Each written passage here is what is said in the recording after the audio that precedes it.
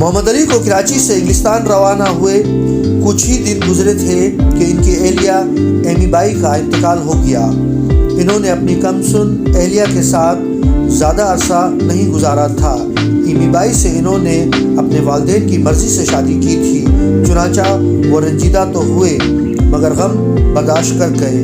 لیکن جب میرے بھائی کو انگلستان میں لنکنز ان میں دوران تعلیم اپنی والدہ کے انتقال کی خبر ملی تو یہ صدمہ ان کے لیے ناقابل برداشت ثابت ہوا۔ انہیں دنیا میں سب سے زیادہ محبت اپنی والدہ سے تھی اور یہی پیاری ماں داغ معرفت دے گئی تھی۔ وہ گھنٹوں انہیں یاد کر کے روتے اور سسکیاں بھرتے رہے۔ میرے بھائی فطرتاً بہت حساس تھے اور ہر چیز کا دل پر گہرا اثر لیتے تھے، سو اس غم نے ان پر بہت گہرا اثر ڈالا۔ یہ خیال ان کے لیے اذیتناک تھا کہ وہ آخر اس وقت میں اپنی ماں کے پاس نہیں تھے۔ اس صدمے نے ان کے ذہن کو اتنا متاثر کیا کہ وہ بے ہوش ہو گئے۔ میری والدہ کے انتقال کے بعد میرے والد کو اپنے کاروبار میں یک کے بعد دیگرے نقصان ہوتے گئے۔ یہ غم اور پریشانیاں ایسی تھیں کہ وقت سے قبل ہی وہ بوڑھے ہو گئے۔ شریک حیات کے انتقال کے بعد وہ تنہا رہ گئے تھے۔ انہوں نے اپنے سب سے بڑے بیٹے محمد علی کے علم میں لائے بغیر ان کے نام سے علیحدہ کاروبار شروع کر دیا تھا۔ اس نئے کاروبار میں بھی انہیں بھاری نقصان اٹھانا پڑا۔ وہ بہت پریشان رہنے لگے۔ انہوں نے بھائی کو نہایت درماندانہ خطوط لکھے کہ وہ واپس آ جائیں، لیکن محمد علی نے والد کو یہی جواب دیا کہ وہ بالکل پریشان نہ ہوں، کیونکہ ہندوستان واپس آتے ہی وہ معاملات سنبھال لیں گے اور اپنے والد اور ان کے خاندان کی ساتھ بگڑنے نہیں دیں گے۔ اس وقت قائد کی عمر 18 برس تھی۔ وہ اپنی والدہ اور اپنی بیوی سے محروم ہو چکے تھے اور انہیں یہ علم بھی تھا کہ ان کے خاندان کا چلتا ہوا کاروبار تباہی کے کنارے آ پہنچا تھا۔ بعض اوقات غیر معمولی ناکامیاں اور بھاری نقصانات کے نتیجے میں بعض افراد کی مخفی صلاحیتیں اچانک ابھر آتی ہیں۔ قائد نے ان تباہیوں اور نقصانات کو ایک مستقل مزاج شخص کی جرأت و ہمت سے برداشت کیا اور اس عزم کے ساتھ کہ وہ ان حالات سے نبض آزما ہونے میں کامیاب ہونے کے ساتھ اپنے خاندان کا نام بھی روشن کریں گے۔ اب انہوں نے اپنا نام تبدیل کر کے ایم.اے. جناح بھائی رکھ لیا تھا۔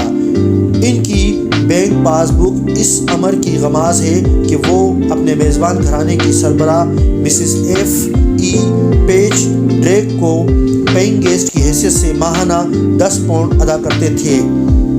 اس کے کئی برس بعد ایک موقع پر لندن کی یادیں تازہ کرتے ہوئے انہوں نے مجھے بتایا کہ مسز ڈریک ایک نہایت شفیق اور مہربان محمد خاتون تھی اور وہ انہیں اپنے بیٹے کی طرح چاہتی تھی۔ ان کی ایک نہایت حسین اور دلکش لڑکی قائد کی ہم عمر تھی۔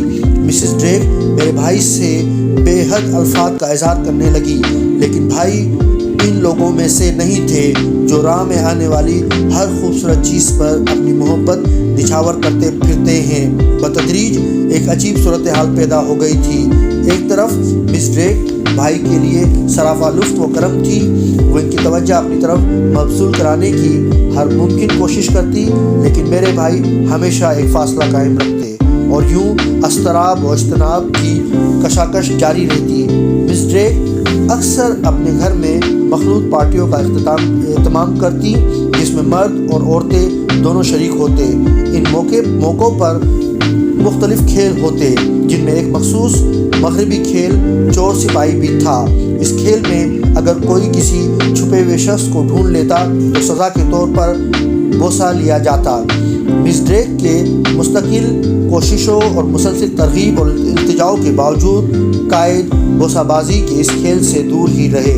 ایک دن قائد نے انہی دنوں کی باتیں کرتے ہوئے مجھ سے کہا، کرسمس کا موقع تھا اور ڈریک فیملی کرسمس منا رہی تھی۔ کرسچن خاندانوں کی روایت کے مطابق اس موقع پر دروازوں کی چوکھٹوں پر آکاش بیل لٹکا دی گئی تھی۔